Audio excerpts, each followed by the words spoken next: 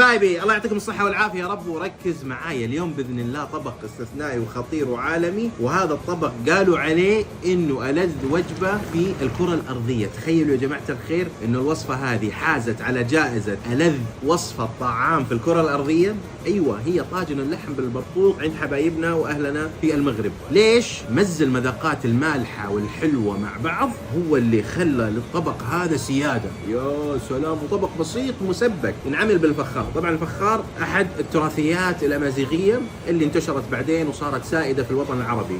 بيجيبوا فيه اللحوم وبيطبخوه على نار هادئة، وهذا هو أحد أسرار الطبخ الأمازيغي والمغربي، إنه الأطباق تنطبخ على نار هادية ومسبكة، زي طاجننا اليوم هذا اللي هو يعتبر أحد أعمدة المطبخ المغربي. إيش ميزته؟ لحم، مرق لحم أو دمعة لحم نقول لها إحنا دمعة اللحم هذه اللي هي بدون إضافة أي نوع من أنواع الموية. إذا شفت الطشطشة هذه موية اللحم، يعني اللحمة من طبخة مويته وبموية البصل اللي معاه، وبعدين بنضاف له البرقوق هذا احنا بنقول له بخارة بس مجففة.